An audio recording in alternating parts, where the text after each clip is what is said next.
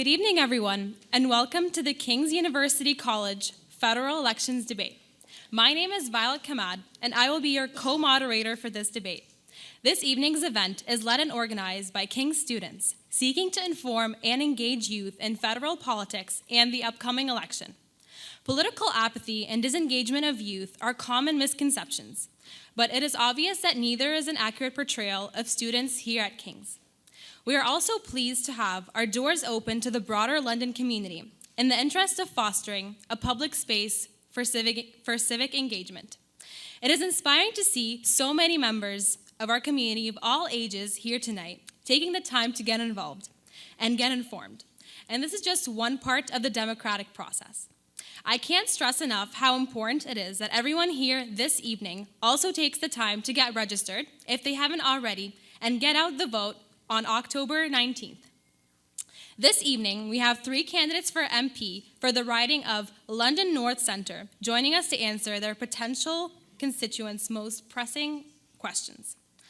NDP candidate Herman Gutierrez, Green Party candidate Carol Dick, and Liberal candidate Peter Fragascaros. Conservative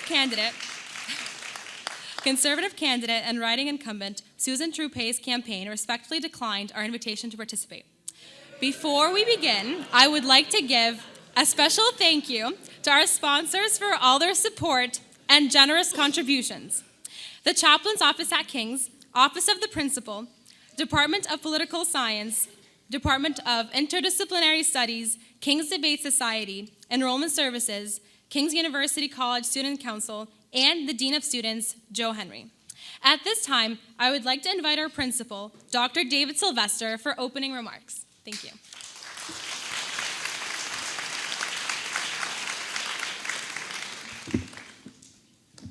Thank you, Violet. Welcome, everyone. As Violet said, my name's Dave Sylvester. I'm the principal, and so I have the happy task of welcoming you here tonight, and the privilege of welcoming you to the Joanne and Peter Kenny Theatre here in the Darrell King Centre. I've heard people talking about this is kind of a nice building. Well, it was designed by students and faculty and staff, and it was opened up a year and a half ago precisely for reasons like this. This isn't a classroom. This is a center for our community and the broader community. This is a very important night for us for several reasons. Many individuals and community groups have characterized this federal election as perhaps one of the most important in recent memory, given the economic, political, and social realities that our country faces now and the need for leadership that will represent all of us as Canadians. We should acknowledge, too, that this election takes place here in our backyard, King's backyard, which is a highly contested riding, one that has been identified as a race to watch on October 19th. To help you decide who can best lead London North Centre, 3 passionate and engaged candidates are here with us to share why they think they have the experience and the ideas that can make a real difference here in London North Centre, in our backyard, and back in Ottawa. Democracy in our country demands nothing less of its citizens than complete engagement. It's our responsibility to take the time to become informed on the issues, to engage in the often messy business of debate and dialogue. And we need to look to those that aspire to lead us face to face. Thank you all for being here today, and thank you for our 3 candidates who have ventured out onto this stage tonight, who will venture out onto this stage tonight, to face us in our questions. Carol Dick of the Green Party, Herman Gutierrez of the New Democratic Party, and Peter Fragascaros of the Liberal Party. And I need to point out that that green up there is no alliance whatsoever, except the colors of Kings are green and gold. So that's what the green and gold are up there. Just a full disclosure. I'm especially pleased, thank you, Corey Cook. I'm especially pleased that so many students are here with us tonight. You're not just our country's future leaders. Our country needs you today, next week, and long after a lot of us in this room are gone. The vitality of Canadian democracy depends on our willingness to engage in the issues that shape our communities and our country. And I am inspired as principal by the energy and commitment of our young leaders here today and student leaders who are creating this opportunity for all of us to engage in meaningful civic engagement. So thank you. You've seen their names up here, but I want to mention them by name. The students that have helped organize this from across departments, Social Justice and Peace Studies, Political Science, and the members of the King's Debate Society. And a particular thank you to Mick Coons, Kayla LeBlanc, Kaylee McGregor, Tyler Padgett, and Craig Roseberry. They are really a driving force behind this. They've had a little support.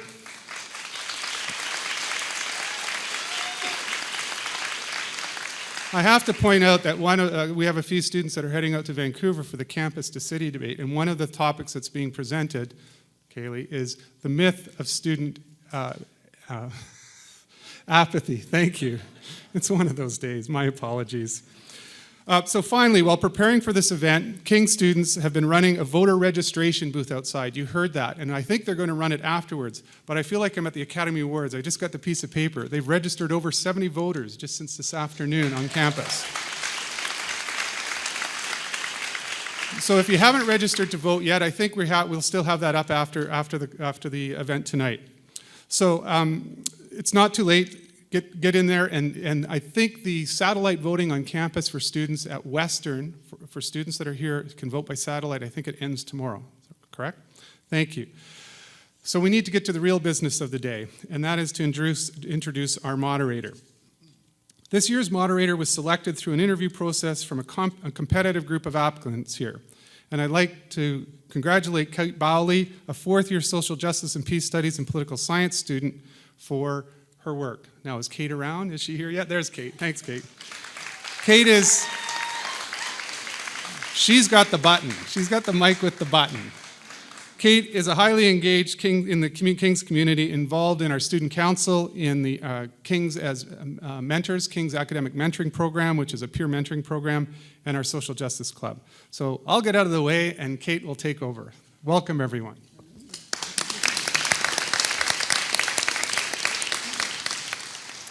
Thank you very much, David Sylvester. We will now welcome all candidates to the stage.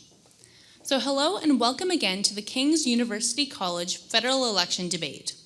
My name is Kate Bowley, and I will be your moderator for this evening, along with my colleague, Violet Kamad. I would like to stress the importance of the decorum to both our candidates and our audience for this evening. We will be following a formal debate structure, and it is of the utmost importance that we maintain an atmosphere of respect. This evening's debate will consist of 4 main segments. First, we will be hearing opening statements from each candidate with a time limit of 2 minutes. Next will be a segment of 12 questions prepared and read by King students based around the topics of infrastructure, poverty and welfare, education, and a miscellaneous theme.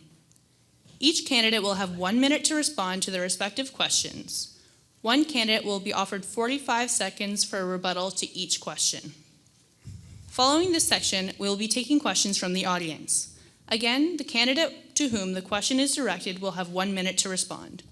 Should the question be posed to multiple candidates, the other candidates will also be given 1 minute to respond.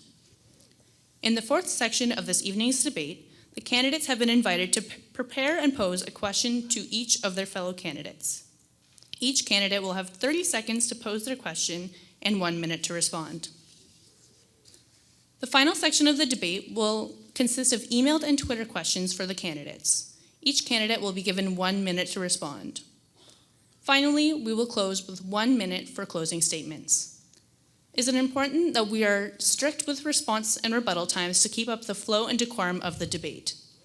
When a candidate is speaking, when their speaking time is almost over, 10 seconds from being up, the timer will crack the gavel. When the candidate's time is up, the timer will crack the gavel 3 times. The audience is then encouraged to applaud. Without further ado, we will begin. I would like to remind the candidates of their 2-minute limit for opening statements. We will begin with Green Party candidate Carol Dick, followed by Liberal Party candidate Peter Fragaskatos, and finally followed by NDP candidate Germán Gutierrez. Thank you, and we will have Carol begin for 2 minutes for your opening statement. Hi, I'm Carol Dick, your Green Party candidate for London North Centre, and I'd like to thank you for coming out this evening. When I studied international relations in the 1990s, there's one particular course that really sticks out in my mind, and it was Canadian foreign policy. At that time, Canada was really in a crossroads. most countries were in a crossroads. We were at a point where the Soviet Union had collapsed, and we needed to decide, were we going to be a soft power or a hard power? Were we going to be a peacekeeping nation or a military nation? I feel that Canada is once again at a crossroads, and we need to decide which direction we're going to go. And this election can help us decide which way we're going to go. As recently as 20 years ago, Canada benefited from its reputation as a progressive nation that cared about the environment, that consistently aided in peacekeeping missions, and that ranked among the highest for women's equality. But over the past decade, our reputation as a good global citizen has suffered deeply. Canada has become a nation that my poli-sci students in the 1990s would not recognize. We are not a peacekeeping nation. We have pulled out from Kyoto. We have launched reservations to the UN Declaration on the Rights of Indigenous People. And we've refused to implement the recommendations put forth by the Truth and Reconciliation Committee. We've also attacked the environment and gutted our scientific research stations. This is not the Canada that we want to see. I really believe that Canadians would like to see a different Canada, and this is our crossroads, and this is our chance to decide which direction we are going to go. And I think that we need to have a progressive nation. We need to have a nation that works towards social justice, equality, and environmental conservation. And the Green Party can bring that. We have really innovative ideas for the way that things should go, and I hope that we'll see more Greens in Parliament on October 20th. Thank you.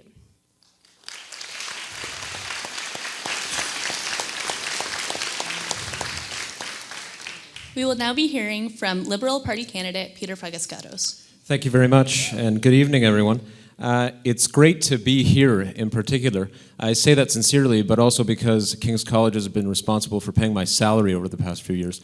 So thank you very much for the invite. It really is wonderful to be back and see a lot of familiar faces in the audience, whether it's colleagues or former students. This is a wonderful event, an event that candidates should show up at if they care about democracy. I'll just leave it at that.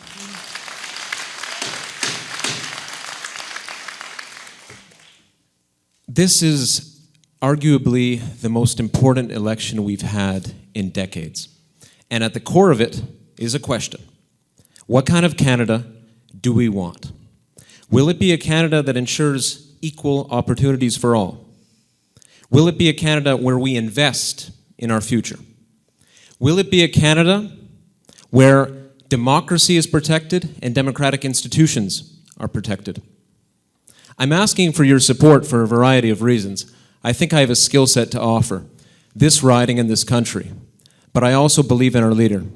Justin Trudeau has a vision to bring this country back. I'm an immigrant son. I was raised by my grandmother. I believe in London and I believe in Canada. We need to do better. I've tried to contribute to this community in a variety of ways, whether it's teaching here and working with tomorrow's leaders, and you are leaders. I've tried to give back by working with various charities and nonprofits across the city, and that's where I've seen the problems that exist. We have to act now to deal with the real challenges facing Canada. And this climate of fear and paranoia that Mr. Harper has generated is unacceptable, and the Liberal Party is ready to offer a different vision, one of real change, one that speaks to the needs of Canadians, and I'm asking for your support on October 19th to help make that happen here in London North Centre and in Canada beyond that. Thank you very much.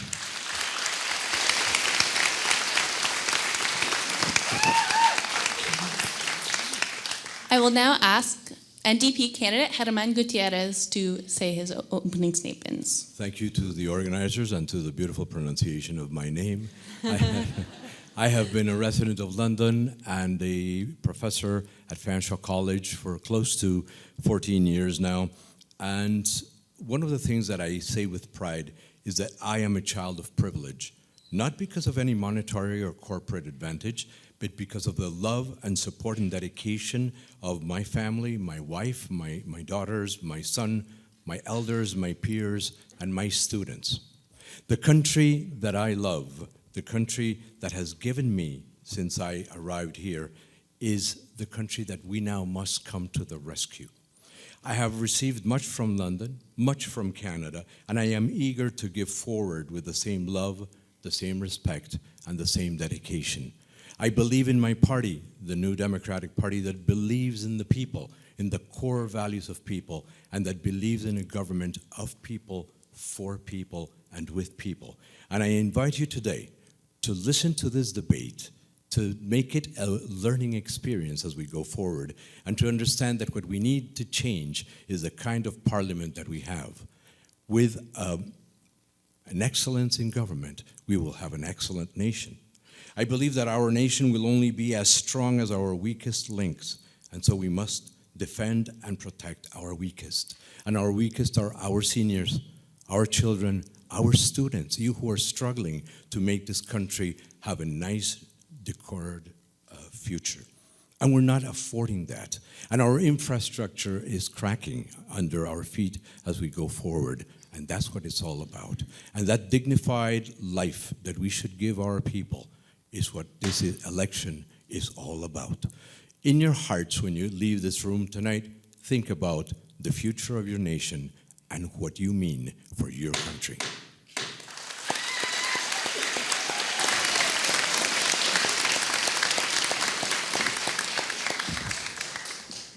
Thank you to all three candidates. We are now moving into the student questions segment. Each candidate will have 1 minute to respond to their respective questions, and any rebuttals will be limited to 45 seconds and will be selected to one candidate at random.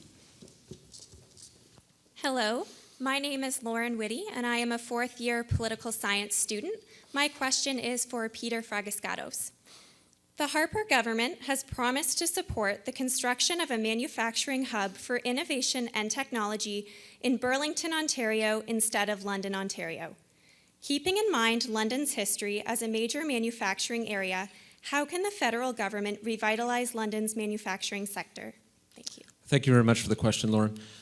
We have to focus on diversifying the economy. And I would actually take a step back from that for a moment to say that Mr. Harper's exclusive focus on developing the oil and gas sector is responsible for the decline that we're seeing now.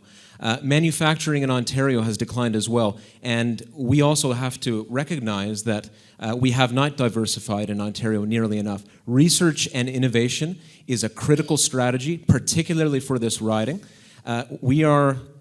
This is an academic community. This is the home of Western University, King's College, Huron College, and Brescia. Surely we can put forward a serious research and innovation strategy to get Canada moving again. I look at Germany, for example, that has invested in research and innovation, and I see promising prospects there. We need to do that in Canada.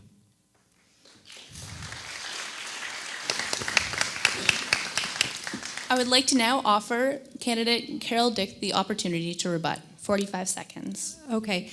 We have some ideas for manufacturing in particular. We have some empty factories, and one of the things we'd like to see is an improvement in our rapid transit and in our rail lines. When we have these factories, we can start building some buses here and train cars. We have a lot of train and rail coming out of St. Thomas. This would be a great idea. The other thing that we'd like to look at is building on what Peter said. We need to think about all the students that are here and the great brain drain that we have, because every single time these graduates leave these universities, they have to head out to other cities to look for work. So we'd like to make grants for small businesses to help innovation and startups with the students so they'll keep them here in London. And the other thing that we need to think about is that London is really growing in information technology, and we could really help push forth the information technology industry right here in London.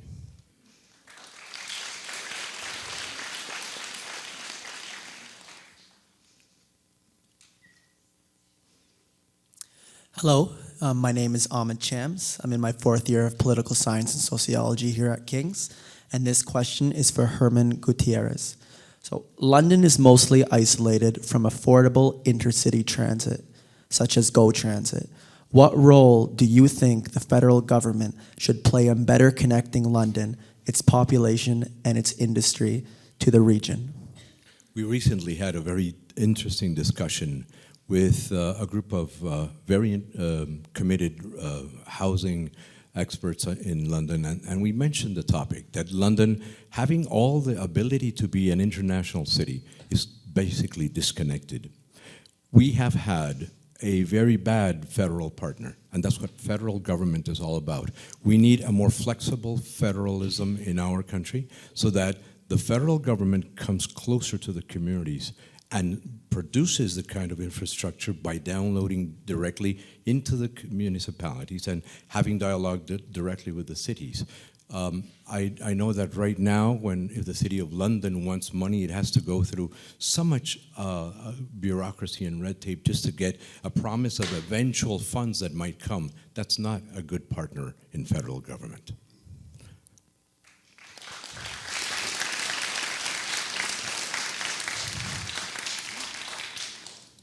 I would now like to give Liberal candidate Peter Fragascados the opportunity to give a rebuttal.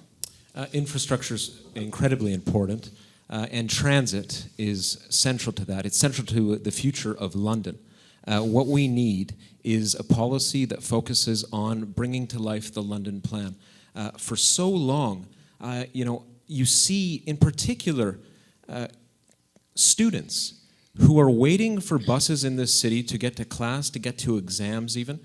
I'm sick and tired of having to listen to these problems because they're so manageable. We can address these issues. And in fact, I spoke with Justin Trudeau this morning. We're ready to bring the London Plan to life, particularly on this issue of transit. We're going to contribute $20 billion to it over the next 10 years, nationally. Let me clarify. I should clarify.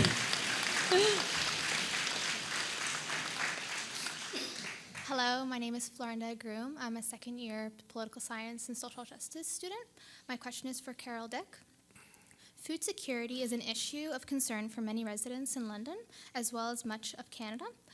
Food banks, unsurprisingly, are unable to solve the issue of hunger amongst a marginalized population. What solutions can you propose to ensure food security in London? Well, one of the things I think that Canada needs is a national food strategy, a national food security strategy, and we do not have this, and a lot of nations do. And one thing we'd like to propose is a council of Canadian governments that would include federal, provincial, municipal, First Nations, Métis, and Inuit representatives. And they could come together to put together a strategy that we could deal with food security. We have a lot of issues we have to deal with. We're going to be having climate change, which is really going to disrupt our agriculture, especially here. And we are going to see major changes in weather patterns. So we have to address that. We have to address poverty. But these are things that are often falling upon the municipalities, and they can't be dealt with just with the municipalities. We need to have a national discussion with all the players to get it to happen.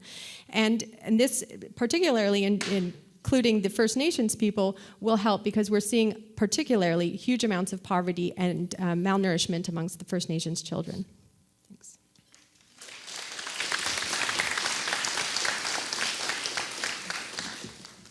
I would now like to offer NDP candidate Herman Gutierrez the opportunity to rebut. Thank you. Very quickly, the thing is absolute inequality cannot exist in Canada. We are a G7 nation. How dare we have poverty? And that is where the federal government needs to immediately respond. As Tom Mulcair has said, in the very first 100 days of government, we'll come up with a federal aid package to end poverty. We cannot afford to have that. I mean, shame on us as Canadians if we have not taken the direct steps to end poverty. It's not a question of whether citizen groups take care of it. We need federal assistance and of an immediate nature to directly take care of that and abolish poverty once and for all.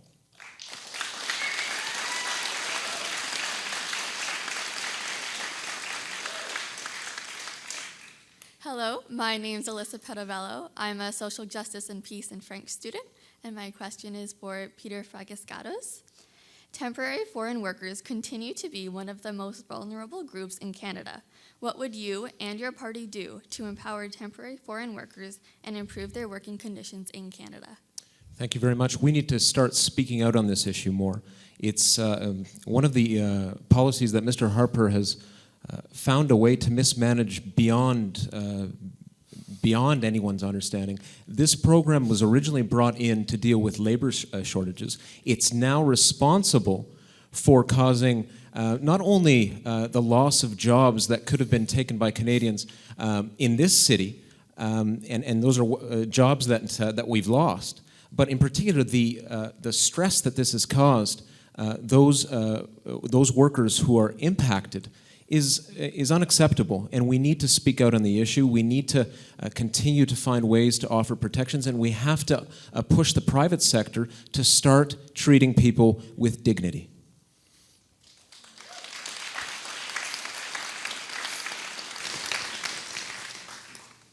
Green Party, Carol Dick, you may respond to this question. Yes, the first thing I'd like to say is that we do need to have legislation in place so that we can keep private corporations accountable for the way they treat their foreign workers. We have seen a lot of situations where foreign workers are too scared to speak up because they're afraid they'll lose their work. They might be sent back home, and they might be living in deplorable conditions, suffering from hunger. And so we need to have legislation for that, first of all, but we also need to have groups and people set up so that the workers can come and talk to them, air their grievances, and know that they can do so without having any kind of repercussions, any chance of losing their work or anything like that. We need to provide security for them. Thanks.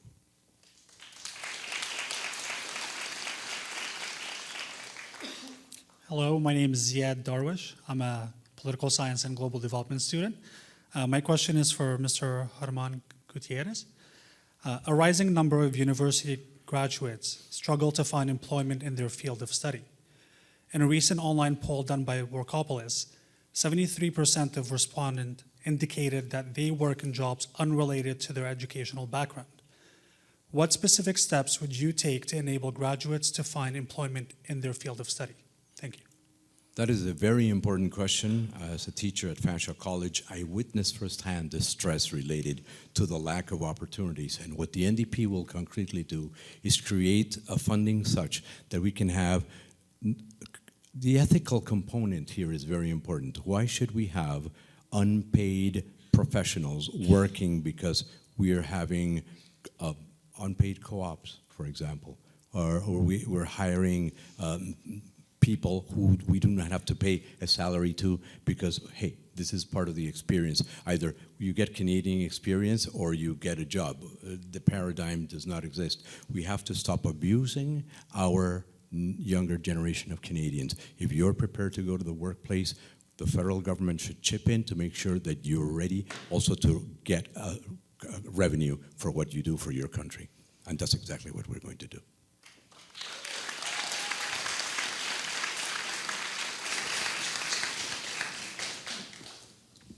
Peter Fragascatos, you may respond.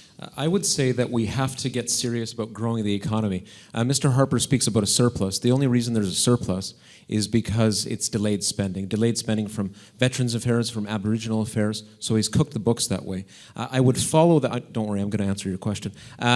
Diversifying the economy. I raised that point earlier. I'll give you a specific example. We have to have some ambition for this country. Mr. Obama has ambition for the United States. North Carolina is now slated to become a center for 3D printing. London should look at something like that. We have graduates in this community who are moving away. Something along those lines would do a tremendous amount for this community. Why can't we have that vision for this country? Let's think boldly. Let's think with ambition.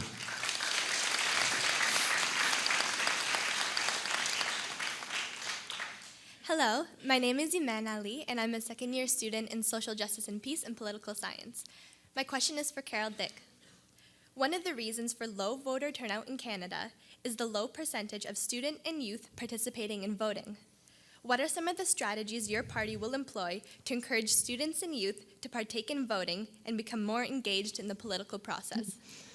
Okay, this is particularly relevant to us because we get a lot of our voter base from the youth and young people. So obviously we target the youth. I have made it a personal mission to come out to every single engagement that I have been asked to come to from youth, from all across the board, even on personal levels, just talking to 3 people, I have come out. And I think this is part of the philosophy of the Green Party. We want to show that we're there for everybody and that we will listen because we want to be the employees of our constituents. We don't want to be the employees of the leader of our party. And I think that that will show to the students that we're there to listen to your problems. This is not like us removed from the political from the society because we're such a part of the political system. we know that we have to work from the grassroots. And so that's basically what we're doing. And a lot of social media, we know that that works if we can't get invited to debates.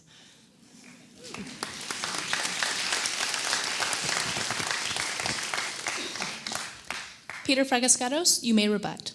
I would say two things on that front. One is a national policy, one is a local policy. Mr. Trudeau has said, not only said, he has pledged to create a youth advisory council ranging from youth aged between 16 and 24 who would regularly consult the Prime Minister on matters pertaining to youth issues. Locally, we have to have the kind of member of Parliament who's engaging with youth at all opportunities. We have the London Youth Advisory Council in this city. Each ward has a youth councillor. We have to make sure that members of Parliament are regularly meeting with them. On top of that, there is the Students' Council here at main campus, throughout this university community. We have to listen to students. You're part of this community.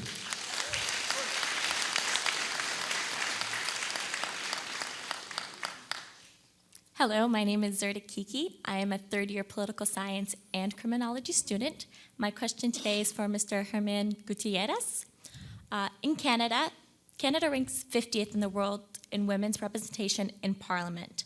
What specific strategies would you and your party do to increase the number of women represented in Parliament, as well as engaged in politics more generally? Thank you for a very interesting question, because in fact the NDP is a party that leads by example in having that kind of party. We are very proud of the women that are members of the NDP. We will continue promoting that, but that's not enough. We also need women from all venues of social and academic circumstance. We need more women students. We need more women scientists. We need women from minorities that are not represented, from the First Nations peoples, our Aboriginal women. We need them to step up. Proudly in the NDP, we now have 22 candidates representing First Nations peoples, and women definitely are the core of our think tanks at the NDP.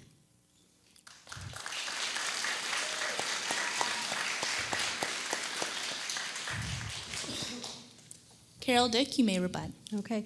A very quick way to increase the representation of women in our parliament would be through proportional representation. There have been lots of studies that have shown that with proportional representation, there are more women and minorities in the parliament. That would be a very quick way to do it. The other thing is there are societal barriers that actually make it difficult for women to get into parliament. We can see this already from the fact that the women's debate did not happen.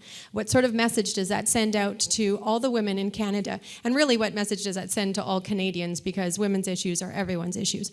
So we need to show that we are actually going to be dedicated to talking about these things, because women might hold themselves back from with these societal barriers. But first off, proportional representation.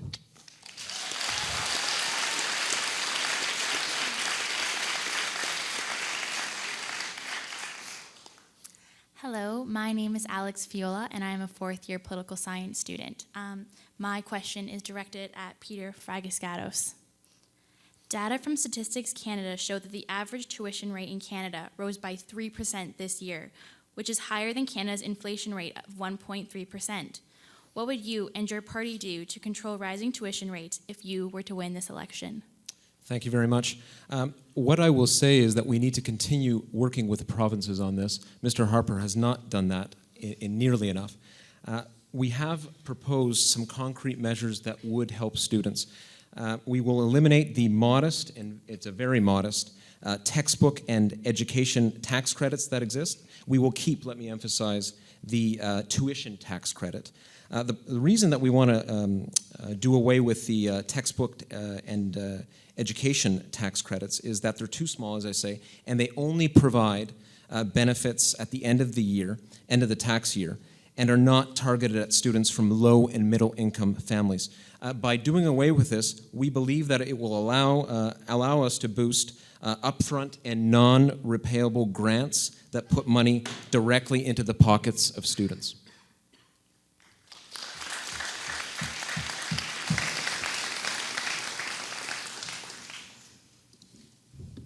Herman Gutierrez, you may respond. Thank you. Yes, we need to start phasing out interests on student loans, for example, as a measure to start putting the money in the pockets of students. And we need to be able to alleviate that in many other ways. Remember that we are living in a country where the stress on a student is much more than people believe. And I see it every day with my students. Just the stress of having to come to class and at the same time have to pay back a huge amount of loan. And then when you graduate, you don't know if you're going to have a good job or not. And taking care of that, the only way to alleviate that is to put healthy money, and that means bringing down your student rates and making sure you don't have to pay interest on that.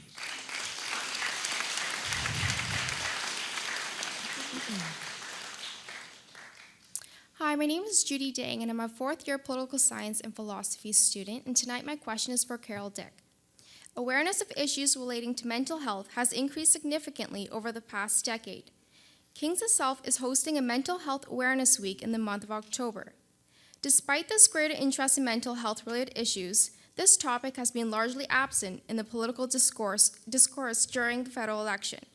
What would you propose the federal government to do, raise awareness, combat stigma, and increase accessibility to mental health resources?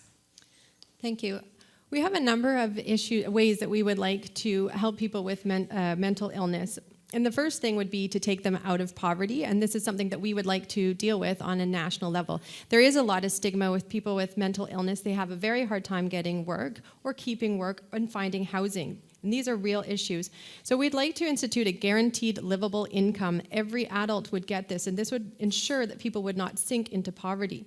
The other thing is we'd like to institute a national housing strategy. We'd like to have more access to affordable housing and housing for people that are homeless at this point, a large number of which have mental illness problems. The other thing is that there's been huge cuts from the government in the Tri-Council areas of research, and this has really affected medical research and doctors that are trying to deal with mental health issues, and we've talked to some of them. We would like to reinstitute that funding so more research can go in that area.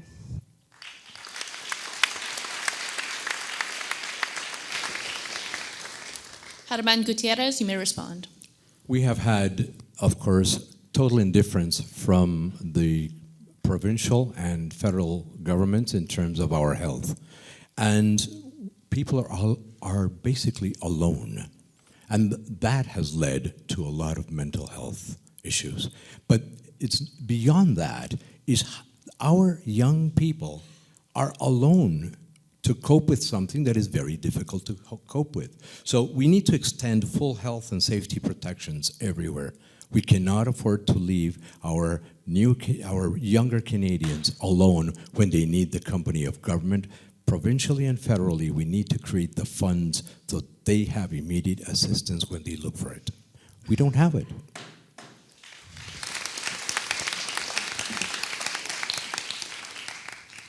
Thank you to the students who thoughtfully crafted questions for this section. Our final miscellaneous question is directed to all three candidates. In keeping with the format, each candidate will have 1 minute to respond. We will hear responses from candidate from right to left, starting with Peter Fragascados. No rebuttals may be offered. It is as follows. Hello, my name is Kendra Lee Heaney, and I am a fourth-year political science and disability studies student. Again, this question is for all three candidates. What is the most pressing issue facing the riding of London North Centre and its constituents today? And, if elected as our representative, how do you plan to address that issue in the House of Commons? Thank you very much. The most pressing issue in this riding right now is economic slowdown and the lack of jobs. There are more than 20,000 Londoners without work. I'm very disappointed that my Conservative opponent, and I don't like to target people when they're not here to defend themselves. But she's on record, Ms. Troupe is on record as saying that, well, you know, the unemployment rate in London is only 6.6%. That means that there's over 20,000 people without work. We have to find ways to grow this economy. We have put forward the most bold, the most ambitious infrastructure investment policy in Canadian history. We need to get serious about investing in our roads, our bridges, our transit networks, our crumbling sewer networks, affordable housing, green technology, all of this will grow the economy. It will spur growth, and London needs that right now. There are ways that we will target that funding to London, and I'm glad to go into that later in the debate.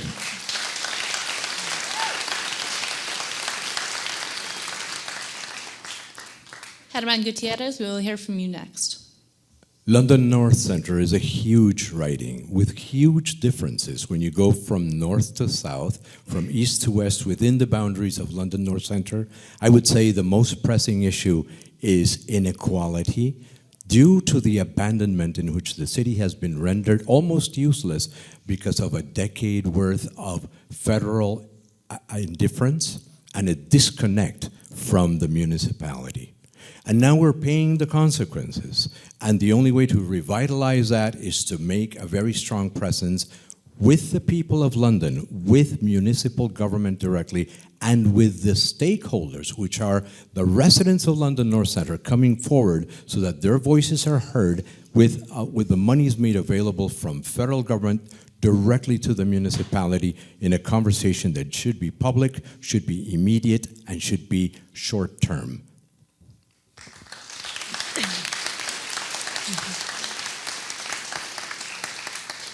Carol Dick, we will now hear your response. Okay.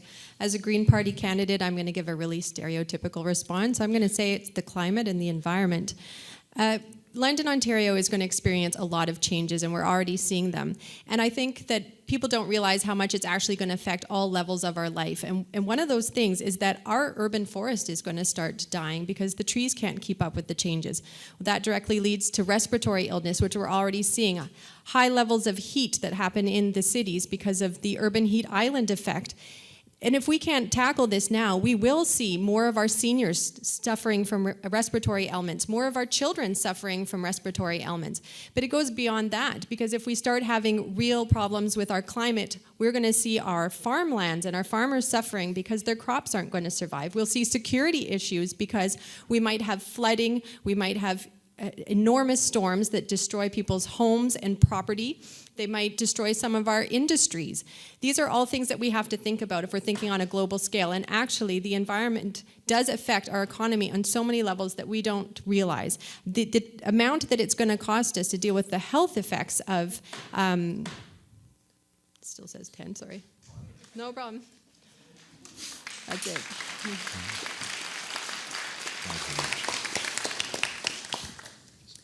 Candidates will now have the opportunity to pose each of their fellow candidates a question. You will each have 30 seconds to pose your question and 1 minute to respond. We will begin with Herman Gutierrez, followed by Carol Dick and Peter Fragascados. In the greatest spirit of being here in an educational framework, I would like to ask my two colleagues and even the audience, if you think that it is fair that we have now been embarked on a TPP, the Trans-Pacific Partnership, with a government that apparently has no response at all. They don't even know the issues. And when we had the debate on the radio the other night, I directly asked Madame Trupe if she knew what the contents are, and she ignores them. Okay. I'm glad to. All right. I'll start. We have to make sure that we look at this agreement first. And the problem is that we don't know the nature of it. We don't know the details. It's very difficult to make a judgment on anything, let alone a trade deal, if we don't know the details. Let's get the details, and then we can make a judgment on whether or not it's going to be beneficial to Canada. The problem is that, and this is a reflection of the secrecy and lack of transparency around Mr. Harper's government. He doesn't like to reveal too much information, as we know.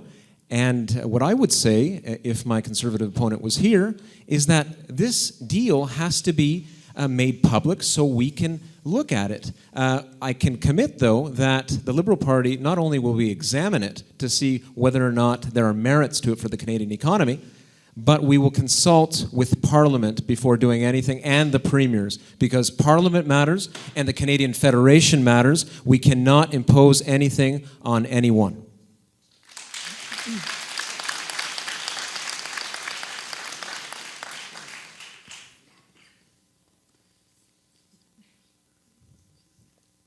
turn, okay. We find it very suspect that the TPP would be pushed through 12 days before an election and that nobody has any access to information. We feel really that the TPP is an erosion of national sovereignty. We elect our government so that they can protect us, so that they can look after our health, our environment, and our labor.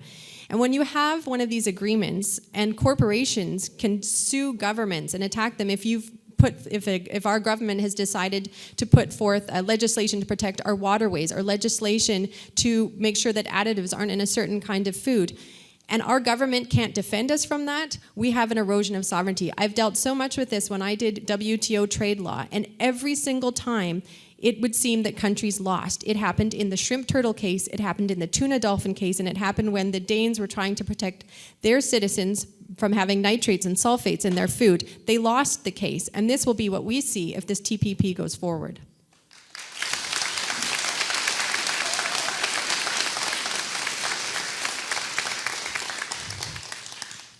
I would like to remind candidates to pose clearly framed questions within the 30-second timeline. Carol Dick, we'll hear your questions now. Yeah, I'd like to know from both candidates how they would envision electoral reform and also how they would view reform of the Senate.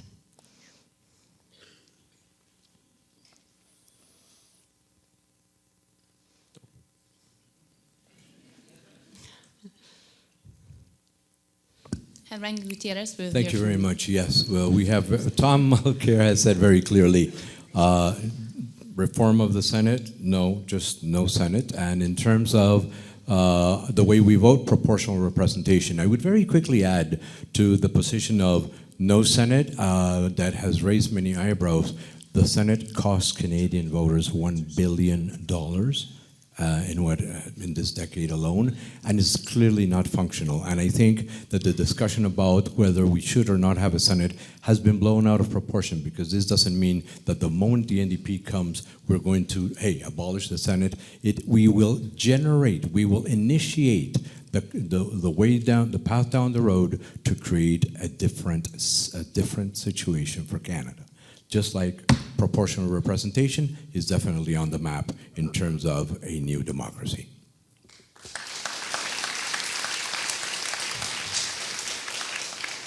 We will now hear a response from Peter Fragascatos. I do agree that Mr. Mulcair has said yes, no Senate, but the problem is that he has not read the Supreme Court decision, the recent Supreme Court decision that says that abolishing the Senate requires provincial unanimity. Given the state of the economy, do we really need to be engaged in another round of constitutional negotiations? We saw what happened with Meech. We saw what happened with Charlottetown. It nearly divided this country. This is not the most constructive approach, to put it mildly. Instead, we believe that real Senate reform means changing the appointment process so that it's based on merit, on the model of the Order of Canada appointments process, on the model of the Supreme Court Justices appointment process. That's the kind of real change that Justin Trudeau is talking about. On the issue of electoral reform, we are committed to implementing a change to the FPTP, the first past the post system, within 18 months of being elected. That could be proportional representation. It could be preferential voting. We need to consult with Canadians before changing the electoral system. It's so vital to this democracy. The time limit, please.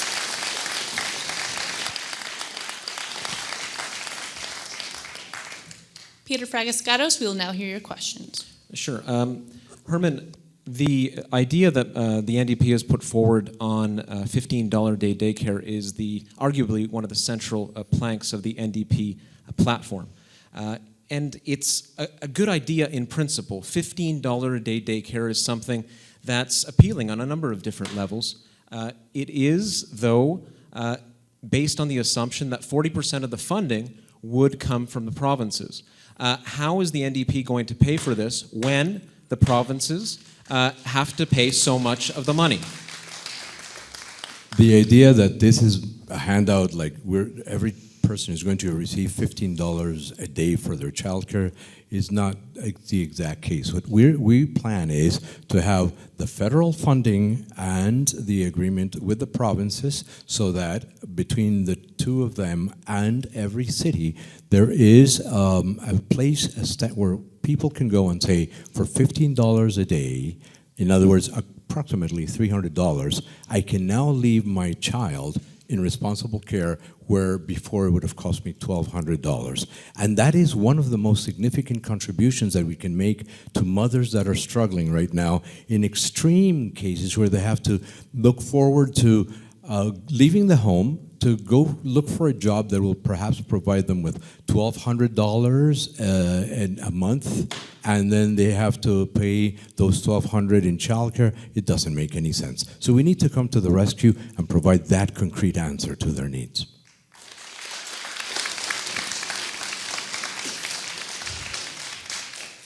You may now pose your question to Carol Dick, Green Party candidate.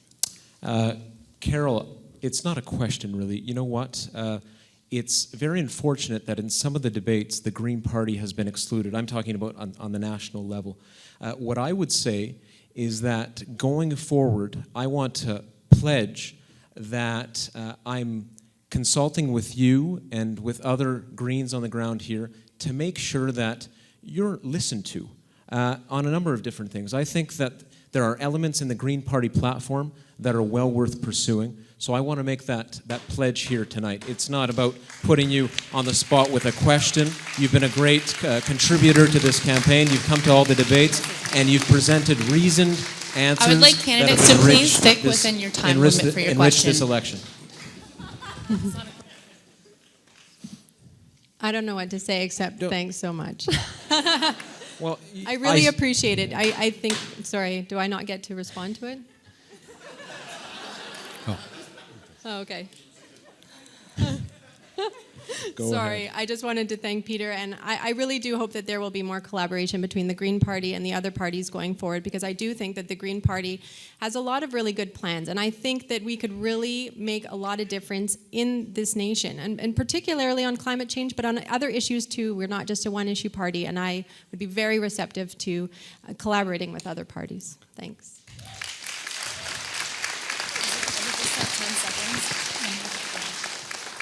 Thank you for your response. I apologize.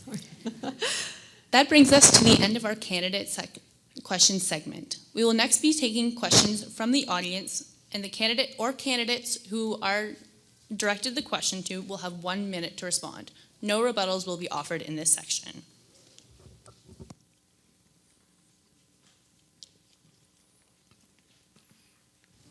Audience members may be directed to the microphones on either side of the auditorium to get in line and ask questions.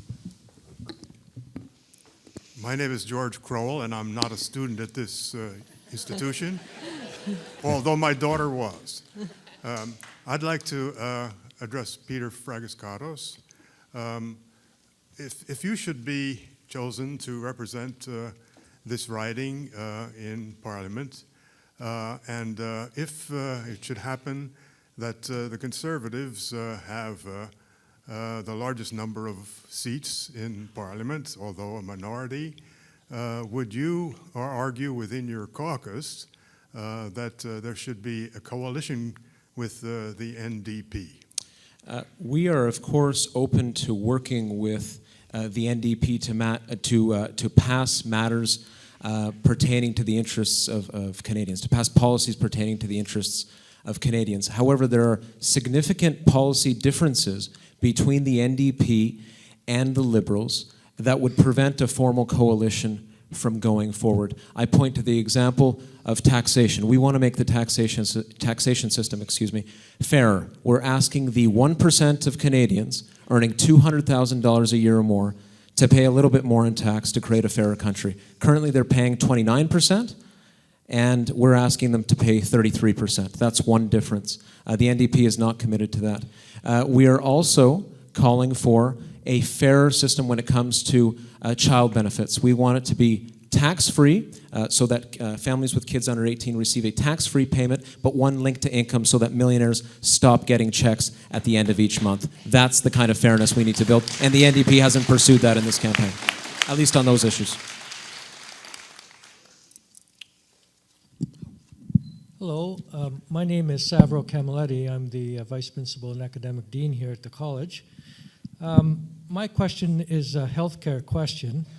I recognize that healthcare is a provincial jurisdiction. However, Health Canada approves different drugs for use by the various provinces, and the provinces select different subsets of those drugs to fund.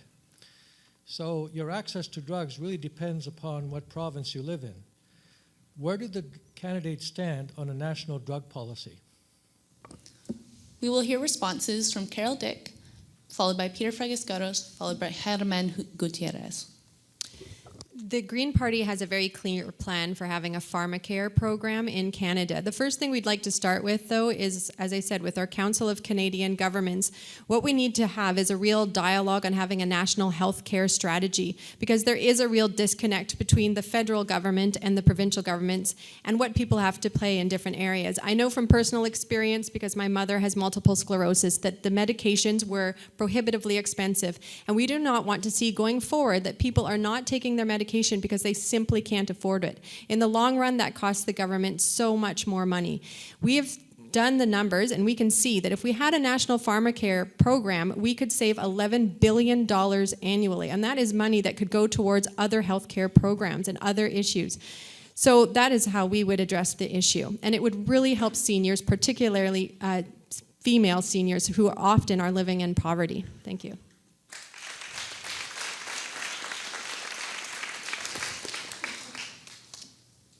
Peter Fragascaros, Sure. we'll hear your Okay. response. What I would say is that absolutely we have to look at pharmacare going forward.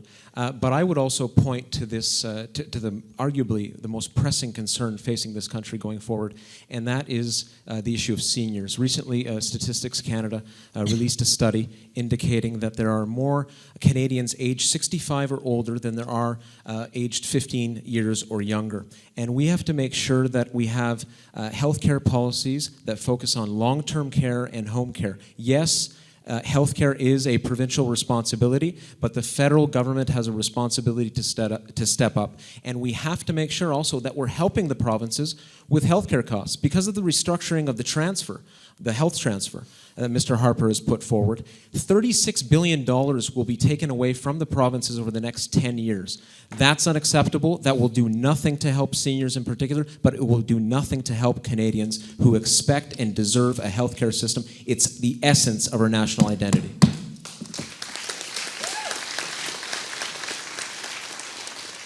Germán Gutierrez, we will now hear your response. I will add to your question that is very interesting, the fear factor. Not only is the drugs expensive, it's getting more expensive, and the decisions who gets what coverage are not made by the correct people. It's become a government bureaucracy. The medical bodies are not being consulted properly. What we need to do is to engage in that dialogue between federal and provincial governments, and instead of buying provincially in an individual form, we could team up when all the provinces come forward and buy drug with a combined effort of all those budgets. We can make drugs cheaper. Nobody has had the ability to get that agreement coming forward because, of course, the federal government is not interested in teaming up with the provinces. And that has been one of the great problems that we've had in terms of pharmacare. We will immediately address that, of course.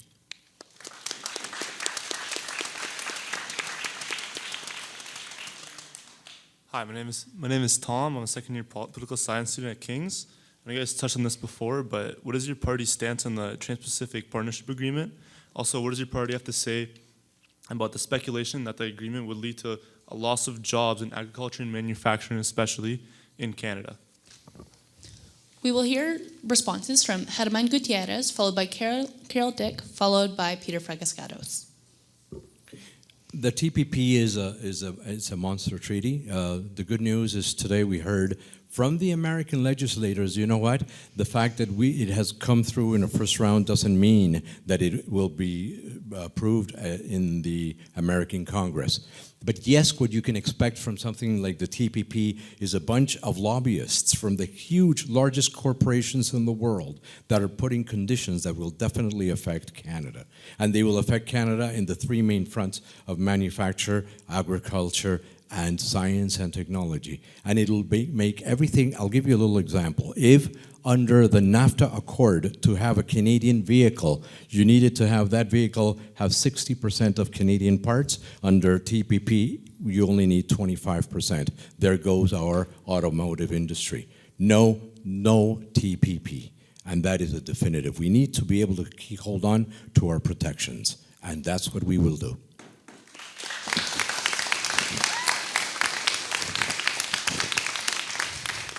Carol Dick, we will now hear your response. As I mentioned before, the TPP is going to cause an erosion of sovereignty. We really won't have any control over what we do with our environment, what we do with our healthcare regulations, and what we do with our labor. If we want to raise the minimum wage, this could be seen as a problem by another country that's trying to bring their products in. If we decide we do not want any antibiotics in the milk that our children drink, we might not be able to put that legislation into place because that could be considered a trade restriction and it would be brought before a tribunal. In NAFTA, every single time we have been brought to tribunal by the United States, we have lost. We are the smaller power, and the smaller powers rarely win against the larger powers. So we see this as an erosion of sovereignty, and we would work towards removing ourselves from such a situation.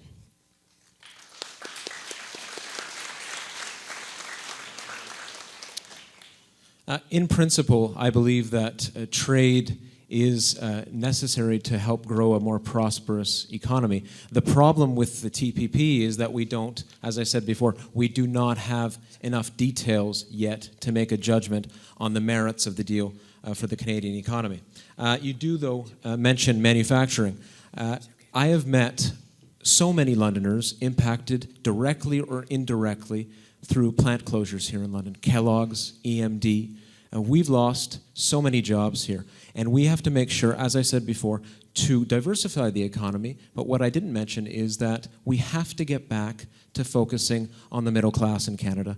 The middle class has not seen a break in the past 30 years. Their wages have remained either stagnant or have declined. What we've said in the Liberal Party is that you can grow the economy by offering the middle class a tax cut, and specifically we're looking at lowering taxes for any income earned between $45,000 and $90,000. That's the kind of change this city needs right now. I will please ask all audience members to explain who they are directing their question to, whether it is to one candidate, two, or all three.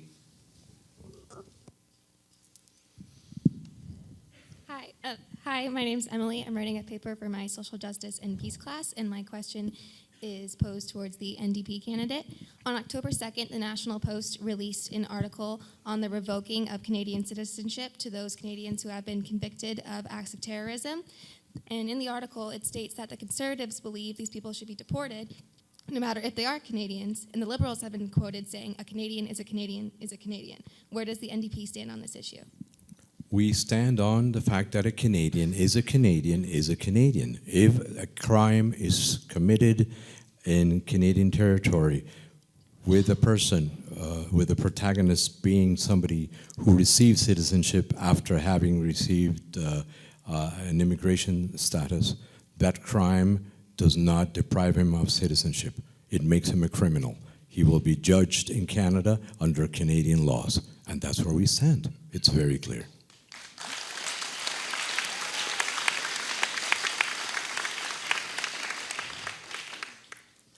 My question is directed towards all of the candidates. What will you propose to combat the continual issues of racism within London?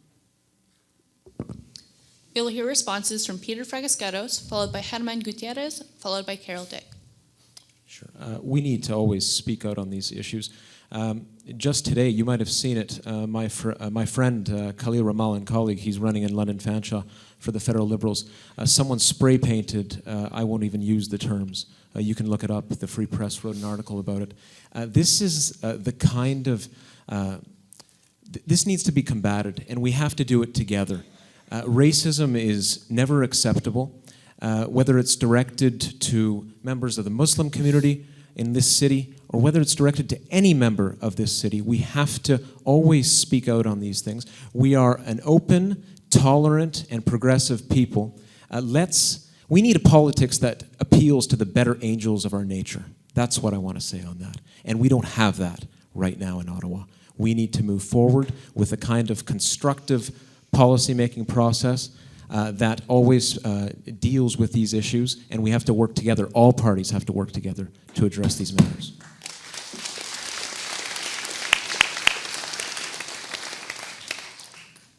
After a decade of Stephen Harper fear-mongering and of seeding hatred for non-existent ghosts, these are the results. And Canada was always an example of that compassion and absolute tolerance, that brand new world where we led, saying, when you're a Canadian and when you come to Canada, everybody is conceived equal. Everybody is standing at the same podium. We are humans, and we have the right to go forward as humans in all grounds considered equal. Unfortunately, partisan bickering, extreme hatred, and the notion that there are all kinds of hidden threats everywhere has led to that mistrust that generates these kinds of situations. We will not tolerate that. We need to go back to, and the only way to not tolerate that is by leading through example, like we're doing here tonight.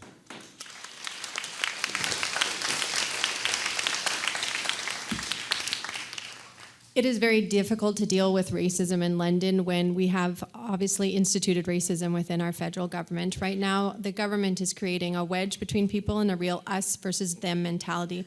I'm going to take it a little bit outside of London, but it still actually affects London very deeply, and this is dealing with our First Nations people. We have a lot of racism in Canada, and people don't really realize just how much we have, particularly institutionalized racism. We have a situation where there are several First Nations bands that don't have access to clean water.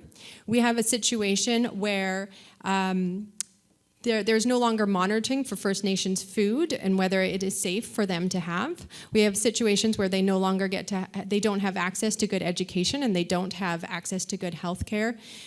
We have situations where energy projects are worked through and their water supply is completely polluted. This is environmental racism, and this is happening under our noses. We need to really deal with this now.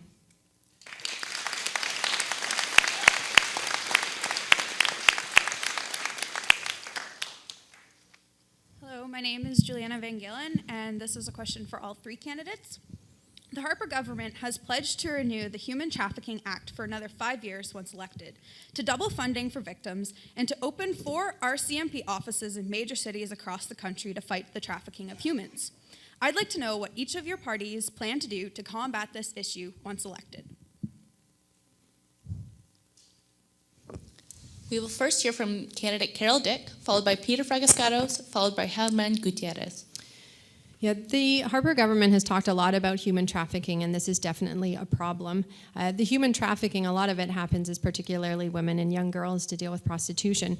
The problem is they've also eroded a lot of the rights for sex workers because they've made it unsafe for them to be out at night. They've basically made it the way that their business is going to operate is not going to be safe. And we need to change that. And I've gotten emails about these issues. And one of the things we need to do is strengthen the legislation that we have. Elizabeth May is completely against the bills that Harper has put forward that makes it illegal for a sex worker to have a partner with her to make sure she's safe. That is no longer allowed. Well, that doesn't make them feel safe when they're out in the dark. So we want to work with women's groups and talk to people about how we can change the legislation to make them safer.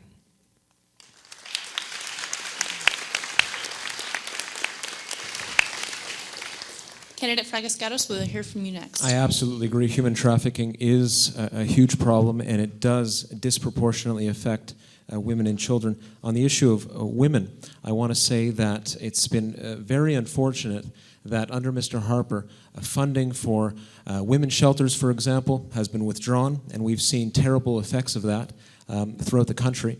And I will say that 12 out of 16 status of women's offices have been closed. This kind of an approach is unacceptable. It speaks to a general policy of not caring about marginalized people and marginalized issues. And human trafficking certainly falls under that category. I would also say that we need to begin engaging with settlement agencies who have wonderful people working on the ground, and they understand refugee and immigration issues. We have 3 settlement agencies in this city. We have to be sure that we continually reach out and listen to their perspectives. You know, it's not about imposing a view, it's about having a constructive dialogue.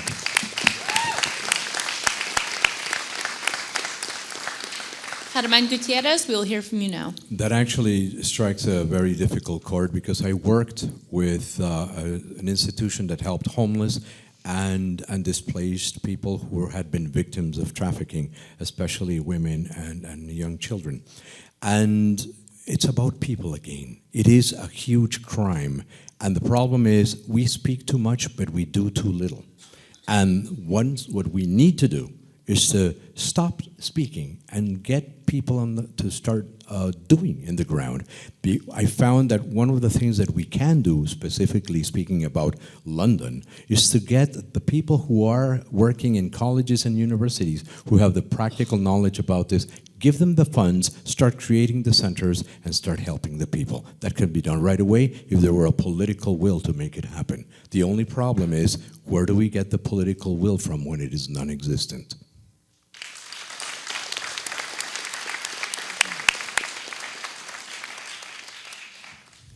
Hi there, my name is Brad Dudley. I'm a student here at King's College. I'm a poli-sci student. My question is for Mr. Herman Gutierrez. One of the questions earlier was the NDP. One of the biggest parts of the platform for the NDP is $15 a day daycare. For that to happen, you need 40% funding coming from all provinces. You express the importance of $15 a day daycare, but you didn't really explain if the provinces are not going to pitch in, how exactly is the NDP going to pay for that? So if you could answer that, that'd be great. Thank you. I can very basically tell you that within the funded plan that Mr. Thomas Mulcair put forward, and it's a plan that has been revised, believe you me, by very careful economists, and the plan responds to a serious consideration of the sources of funds and where they will be allocated. People, when you ask the question, where are the monies going to come from, ignore the fact that we have several different pockets in an economy. And the problem is not where the monies come from, but if there's a political will. I'll give you a little example. Canada right now dedicates 12.7% of its GDP to education. There are nations that dedicate 15.7% of their GDP to education. So it's not that we have or not have the funds. The funds are available. The way that we use those funds is that what matters.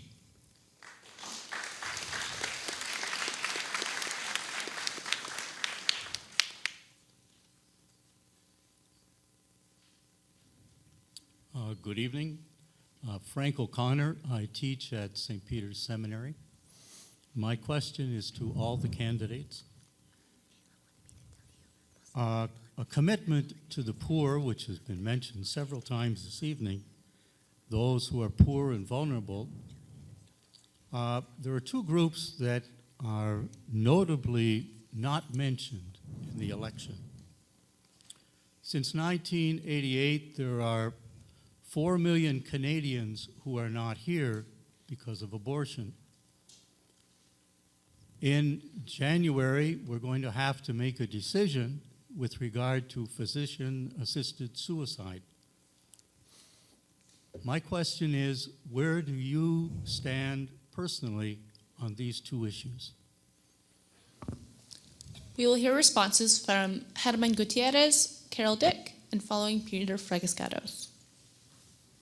I believe you're asking me for a completely personal response, so I think that I should honor that and give you my personal take. As a person that was raised within the Catholic Church and who is now a person of faith, I do believe that the practice of abortion is something that is not something that I see with the eyes of a Christian, right? Of a Catholic raised person. If you ask me what the position of government should be, I think that government should not be in the boundaries of the religious conversation between a person and his or her God. Those conversations belong to the realm of each and every Christian. The government should just be able to be there to keep people safe, and that's the job of government. I think my response is...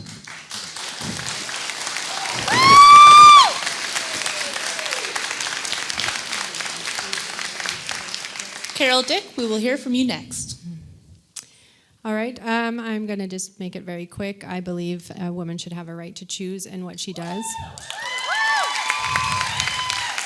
And secondly, I believe that all people should have the right and dignity to die the way they want to.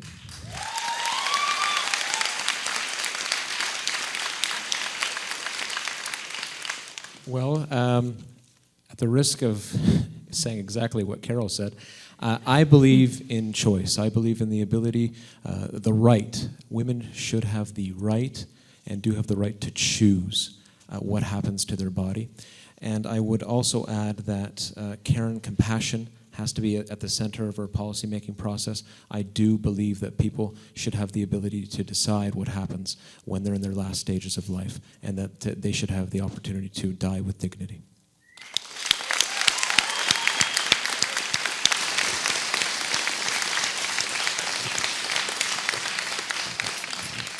We will now take 3 more questions from each side of the theater, and students, please give priority to questions from members of the community outside of Kings.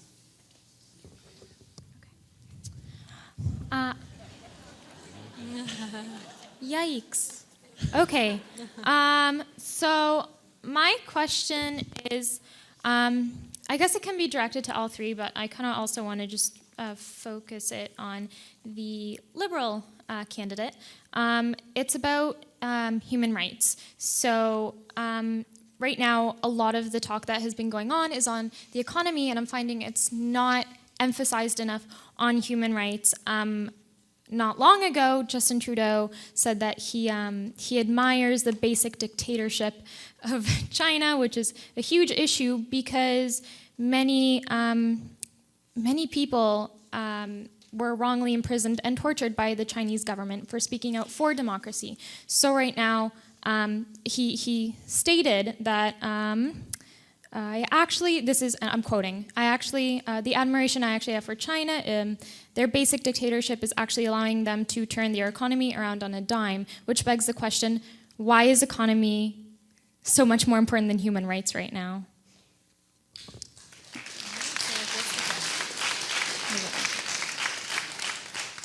As directed, we will hear responses from all 3 candidates, starting with Peter Fragescados, followed by Germán Gutiérrez, followed by Carol Dick. Mr. Trudeau has voiced his response to that kind of question. That was months back. What I will say is that human rights has to be at the center of our policymaking process. We can never ignore human rights. And I will go back to the point, actually I didn't raise this. I did not raise this. One of the reasons that I'm a Liberal is because of the Charter of Rights. I spoke about healthcare and how important it is to our national identity. Well, the Charter of Rights is also essential to Canadian identity. And I'm very proud that it was Pierre Trudeau who brought in place the Charter of Rights in April 1982. It is the primary reason that I'm a Liberal, and I will always fight for human rights every single day if I have the honor of being elected as your next Member of Parliament.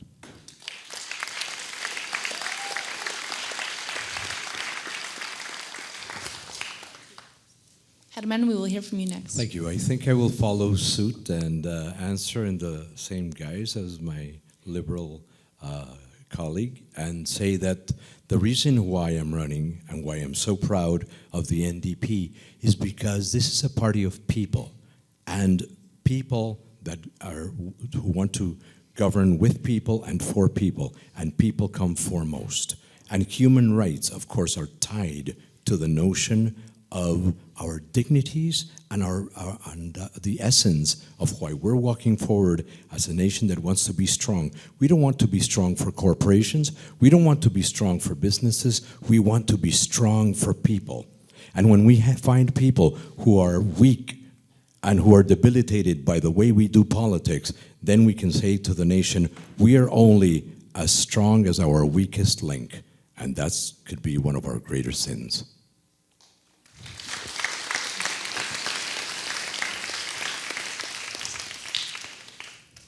We have seen a complete trampling of human rights, I believe, in the last 10 years in particular. The economy has taken precedence over the human rights of our First Nations and Inuit and Métis citizens. It is a real problem when we have the tar sands emitting huge amounts of pollutants into waterways that are causing our First Nations people in the area to get bile duct cancer, which is extremely rare. It is worse still when you have the government try to silence the doctors that are talking about this issue so that we can fix the problem. For too long, it has been a separation between the environment, the economy, and human rights. And all these three things are linked. And at the moment, when we are only focusing on the economy, we are seeing that so many people are actually suffering. We are seeing the fact that with bills that are passed, you cannot have First Nations people or environmentalists oppose fracking on First Nations land. They're not allowed to do that. They can be considered terrorists. That is an infringement of human rights.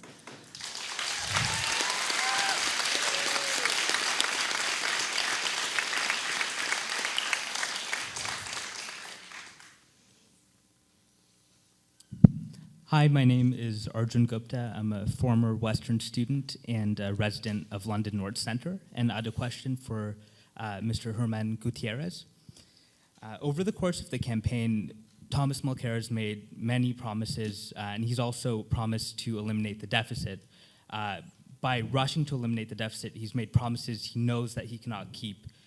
If Thomas Mulcair does form a government, can we expect cuts, and if so, what would be cut first? Thank you. That's an excellent question. Thank you. I'm going to ask your patience because I'm going to answer with what Lars Harsberg, professor of economics at Dalhousie University and past president of the Canadian Economics Association, says about those assumptions that you pose. In my opinion, he says, the NDP is presenting a feasible plan for Canada's next government.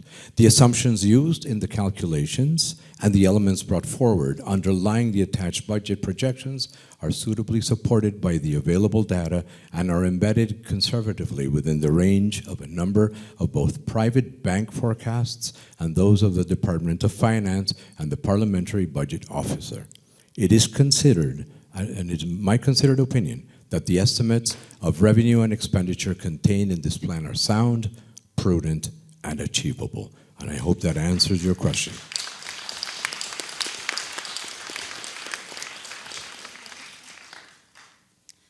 Hello, I am Maria Zhurov, a first-year student at King's, and this question is directed to all party candidates. What is your stance on national security, particularly with regard to the controversial anti-terrorism bill, Bill C-51? We will hear responses from Carol Dick, Peter Fragascatos, and Herman Gutierrez. Okay, the Green Party is completely opposed to Bill C-51. It's an ambiguous piece of legislation, and as I said, it can be used against Canadian citizens, such as First Nations people that are trying to stop a company from coming in and fracking on their land. We need to move in a very different direction. And I think that for Canada, what we were known for 20 years ago was the fact that we were excellent at peacekeeping. We were really good at offering humanitarian aid. And what the Green Party would like to see is a shift away from this really militaristic type attitude where we are putting all of our resources and our funds into NATO and turning our back on the United Nations. We would like to see our funds go into more United Nations missions, retrain again to be good peacekeepers, and also retrain ourselves to be really good at disaster relief. We have had so many disasters recently with huge losses of life, and Canadians could be right there at the forefront helping out those people.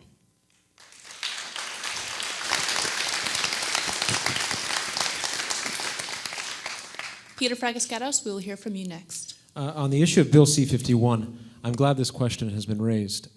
What I will say is that there has to be a balance between security and rights in any democracy. Bill C-51 is a lousy piece of legislation. We've committed to repealing the parts that so many Canadians have problems with. However, there are elements within it that do create for a more secure Canada, particularly in the context of terrorism. And terrorism is a threat that we have to take seriously. I will say that we did propose amendments like a sunset clause that would have seen the bill done away with in 3 years. The NDP and the Conservatives supported the opposite view. They voted against that amendment. it seems to me, for electoral gain. Fear-mongering cannot be part of the political process. We have to focus on real civil rights violations. I understand that there are parts to C-51 that are lousy, but missing and murdered Aboriginal women, Liberal candidate, let's get to I'll ask that. you to please stay within the allotted time. Next, we'll hear from Germán Gutierrez. We clearly said to Bill C-51, no. And we were the only party that said no from the get-go.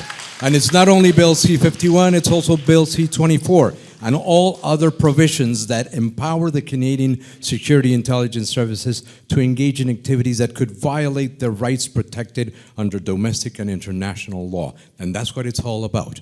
And what we want to do is to rely and again repeat the trust that we have in our current military forces and police. This thing about the terrorism is another piece of fear-mongering. One of the things that I must share with you, as a journalist, I am a war correspondent. That's in my past. So I know I've been to nations where there is terrorism. I know what it's all about. The few incidents, isolated terrorist incidents here, do not deserve a bill. We can do with our Canadian Armed Forces and our police.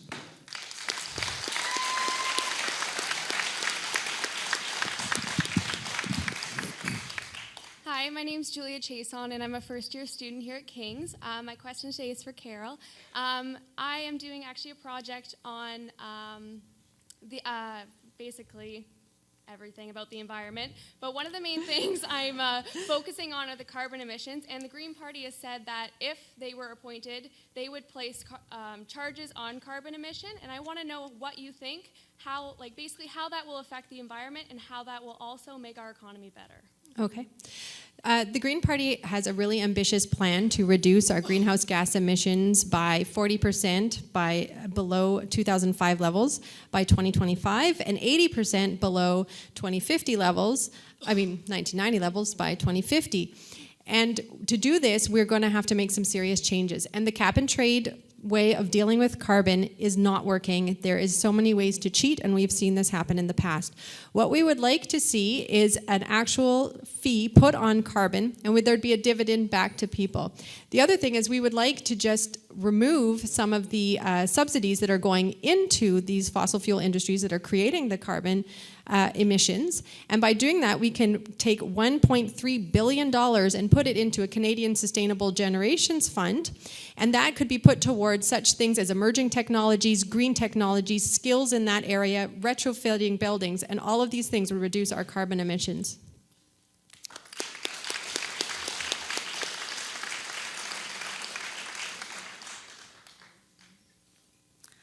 Hi, my question is a little redundant, so I apologize, but a few minutes ago you spoke about human rights, and I wondered about my civil rights in terms of Bill C-51, and I'd like to ask the Liberal candidate in particular, you said that there are some lousy parts to that bill. There are many. Then why did your leader support that bill? Why didn't he vote against it? I go back to the point that we have to have a balance between security and rights. There are parts to the bill, particularly, I'll give you two examples. The issuing of peace bonds and flight lists. What we're saying is that, for me as well, on those two issues, the bill does create for a stronger Canada. There are parts to the bill, many parts that Canadians have a real problem with. I understand that. The Liberal Party understands that. That's why we'll repeal those parts. But we also have to look at the other violations of civil rights that exist in this country and of human rights. Let's finally have a public inquiry on missing and murdered Aboriginal women. Let's finally deal with the problem of child poverty, which we've been trying to do since the late 1980s. It was Ed Broadbent who valiantly made the resolution in Parliament to deal with this problem, to do away with the problem of child poverty. It's only gotten worse. Let's get serious about it.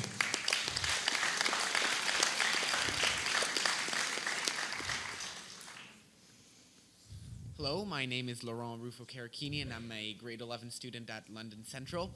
My question to all the candidates today is, in the last few years, millions of Syrians have been forced to flee their countries and to settle in refugee camps on the borders of their neighboring nations.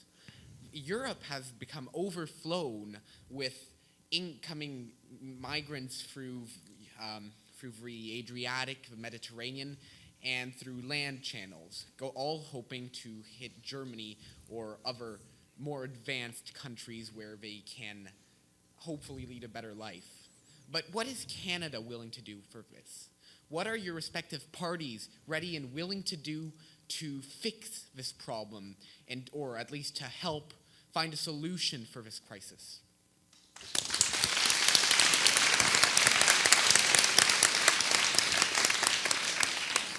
We will hear responses in the order of Germán Gutierrez, Carol Dick, and Peter Fragascatos. That is an extraordinary question that touches on the essence of what the human hatred can do to lose lives. And when you look at internally displaced and externally displaced people that are by the millions in the world, you realize that when governments are very much more interested in their partisan bickering than in the loss of human lives and their compassionate grounds that should be placed before any other interest, then you know why it is that they have been left alone. Of course, the NDP will be looking directly to helping these refugees, especially because this is a country where by 2024, we will be missing enough citizens to run the country only because our birth rate is negative. So we need people to come and people who will take up the flag and continue helping us grow our nation. There's nothing wrong with that.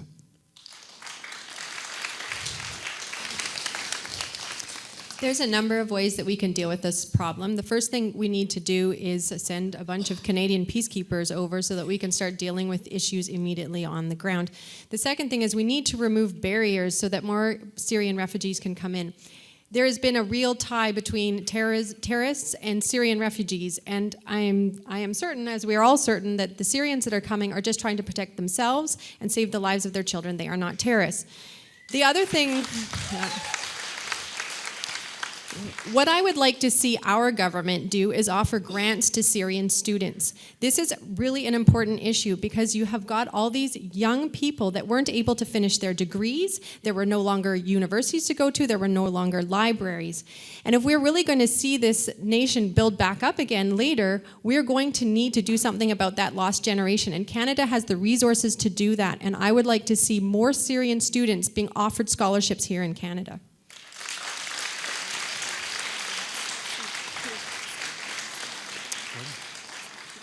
Our party has committed to being compassionate on this issue, yet responsible. 25,000 Syrian refugees is the target that we've set for the early part of next year. Of course, security checks have to be part of the process, but we also have to make sure that we're respecting people who have lost everything. Surely Canadians can stand up and take an important voice on this issue, and we haven't done that so far. I also want to speak to anyone who's a progressive conservative in the room. I want to underline the term progressive. Joe Clark in the late 1970s showed what Canadian refugee policy can amount to. The Vietnamese boat people, Mr. Clark sent over a team of public servants that processed the applications. That's not happening right now. We're relying on the UN to navigate for us a labyrinth of red tape. This is unacceptable. The Conservatives used to be progressive. That hasn't happened. That doesn't exist right now. We need to learn from our past. We will now take one final question from the audience. I'd like to follow up on my earlier question to Peter Fragascatos. Sure. If you were elected and would you be willing to push your caucus to work for a coalition? Now, my understanding of your answer was no. And does this mean that you'd be willing to have Prime Minister Harper continue in power with the kinds of policies that he's been promoting? And I wonder if Germán Gutierrez, if you could comment about your position if you were elected also? Thank you very much for the question. First of all, I want to say how pleased I am that almost everybody got my last name correct here tonight. It's a story of my life that it's difficult to say, but everybody's done very well with it. And that's not me ignoring your question, okay? So, of course, I don't want to see Stephen Harper be Prime Minister, and I wouldn't support that. That's why I want Canadians to vote against Mr. Harper on October 19th. What I would follow up there with is to say that we need to work together. Of course, the NDP and the Liberal Party can work together on issues that there is commonality between our parties on various issues. And I have great respect for NDP supporters. My grandmother was an NDP organizer for Tommy Douglas, for Stephen Lewis, for Ed Broadbent for a while. We can work together, but in a formal coalition, it's very difficult to see how that would happen. There's too many policy differences, key policy differences between our two parties.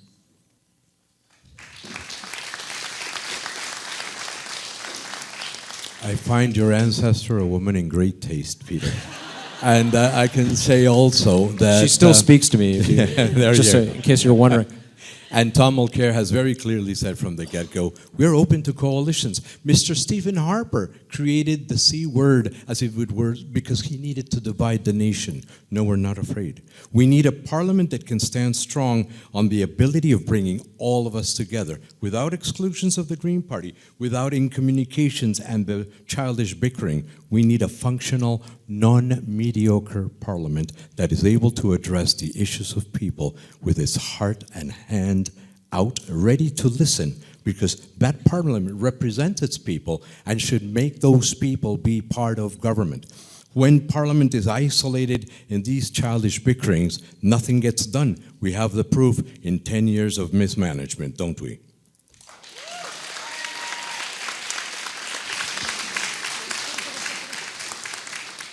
With that, I would like to bring our audience questions segment to a close. I would like to sincerely thank all students and community members for their questions and engagements with tonight's debate. Next, we'll be taking questions sent in by email or Twitter. First two questions that will be read will have been sent in by email. The first question is addressed at candidate Carol Dick. The question is, what do you think that Canada can and should learn from the current Greek political situation, if anything at all? I think that what we should learn is that austerity does not work, and that what we need to do is look after citizens first. The problem is that you have a situation where if you're not looking after people at the very basic level, you're going to see all parts of your economy collapse. You're going to see that expenditures are going to rise. What we need to see is a situation where we do have a guaranteed livable income, where you do have free tuition for students so that they can get an education. You need to see these kinds of programs that while people are scared of them because they think it's going to cost a lot of money, you'll find out that you actually save a lot of money. I mean, just with the pharmacare, people get concerned about it, but actually it would save $11 billion.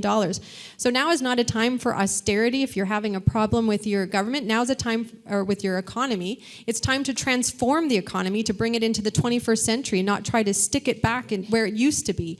We need to change things and move forward, not look to the past.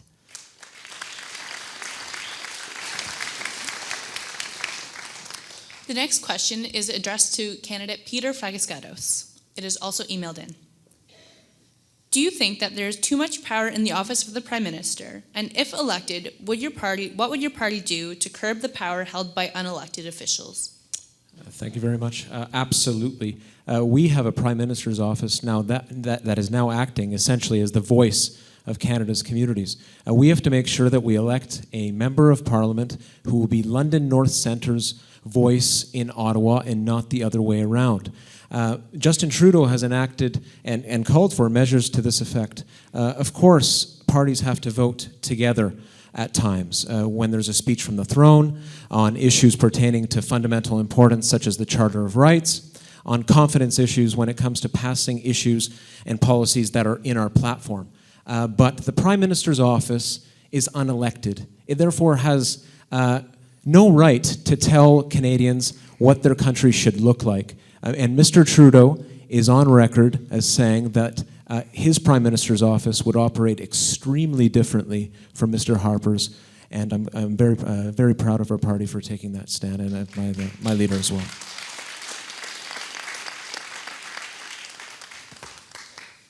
We will now be moving into questions that are being sent to us through Twitter.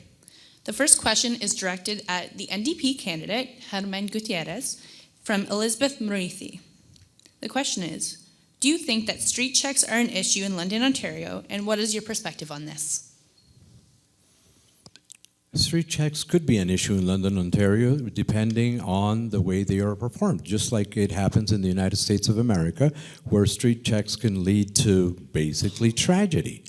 I have a great confidence in our London police force, and the fact of the matter is I see that our police force is very well trained, very professional individuals who are young men and women who come from our colleges and universities. They're part of our community, and thus they are very much inclusive and understanding. So if there is a police check in London, Ontario, I don't have any big issue with that. It's when perhaps you take things out of context that tragedy can happen. And as long as we maintain that training and the budget necessary to keep a police force that is very professional and very well trained, we should not have a problem in the future.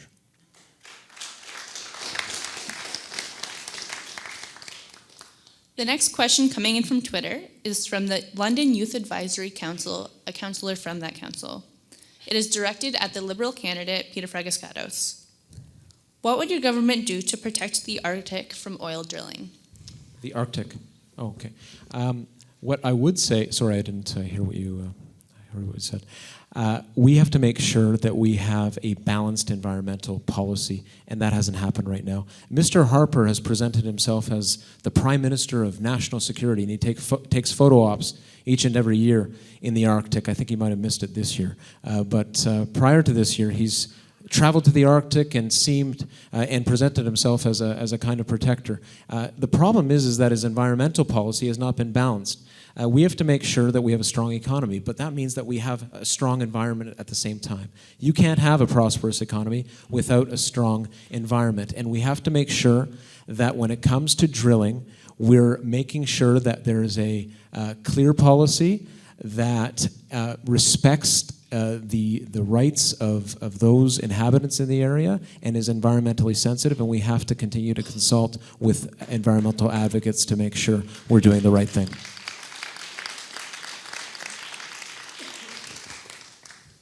The next question from Tim Smuck, who is also directed at the Liberal candidate, is, what will your party do to better affordable housing in Canada, particularly forgotten about public housing communities? I'm very proud. I've mentioned the London Plan here tonight. The London Plan is essential for the city's future. It sets forward the vision for London over the next 2.5 decades and is the result of wide community consultation. It was not imposed on the city at all by bureaucrats or even by city council. This is the result of a huge community collaboration. Central to it is transit, and I've talked about that, but also important is affordable housing. Over the next 25 years, a quarter of all new housing, according to the London Plan, needs to be affordable housing. We've made it a central priority to devote millions of dollars, $125 million, towards the provision of affordable housing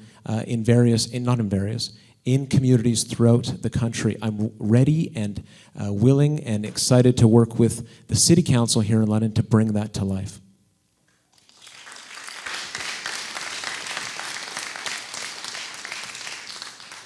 Our final question from Twitter for this evening is directed at Liberal candidate Carol Dick.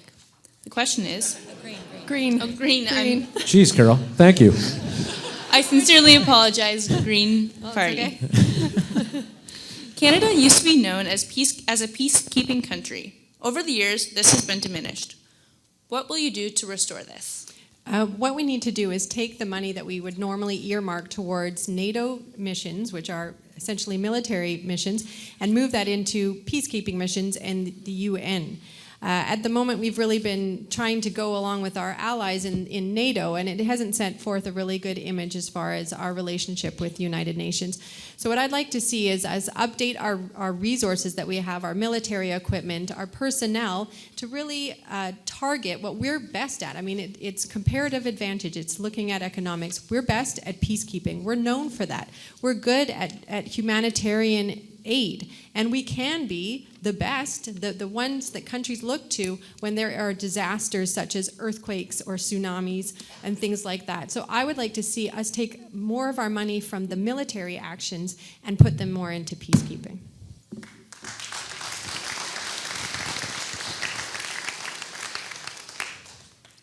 Thank you again to all members of the King's community and King's students who participated in tonight's event. That is our final section of the event, and we will now be moving into closing statements from each candidate. Each candidate will have 1 minute to give their closing statements.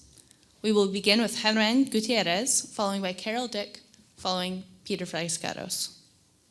Thank you very much. I hope that today it has been a fulfilling experience for all of you, as it has been for me. I want to thank the organizers. I want to thank my colleagues here with me, Carol and Peter, for again coming forward and sharing the audience with us. I hope that we are all imbued in this election with the idea of democracy. And democracy means people first, equality, and that's what the NDP stands for. On October the 19th, I hope that you will choose not against someone, but for the country we want. That is the essence of true democracy. We vote for what we stand for, not against someone. On October the 19th, I hope that our government, the NDP government, and Prime Minister Tom Mulcair will have the pleasure of engaging in conversation with all of you here.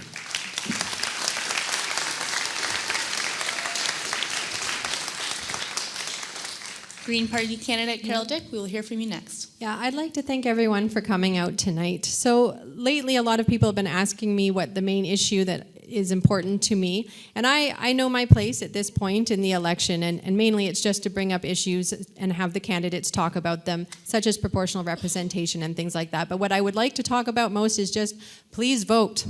And the reason why is there's been a lot of issues surrounding me in strategic voting and strategic withdrawal because I'm blamed for taking votes. I tell you, I do not want to take any votes from Peter. I don't want to take any votes from Germán. I would love to take them from the Conservatives, but that's not where I want to get my voter base.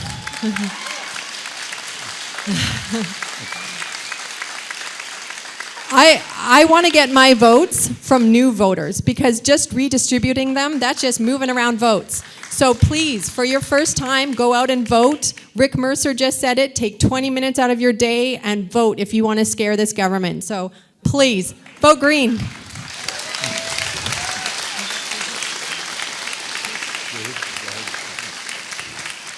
Peter Frascados, we will now hear your closing statements. Thank you very much. I just want to point out a point of clarification. I said $125 million towards affordable housing. That's per year for 10 years, okay? I just wanted to make sure of that. And it's an important issue that speaks to my values. I'm the son of an immigrant. My father came to this country with nothing on his back, with no money in his pocket. He fled conflict and poverty in Greece and settled here. And I feel a real obligation. I've said it before. I feel an obligation to this community and to this country because of that. Prior to him, it was my maternal grandmother who came here. I talked about her NDP inclinations, and I know Herman's happy about that. And yes, I'm adamant she still speaks to me. But what we have to do is make sure that on October 19th, we vote for a government that's going to represent all Canadians. I mentioned my grandmother because I believe in social responsibility and social justice. Let's be fiscally responsible at the same time. Liberals are committed to making that happen.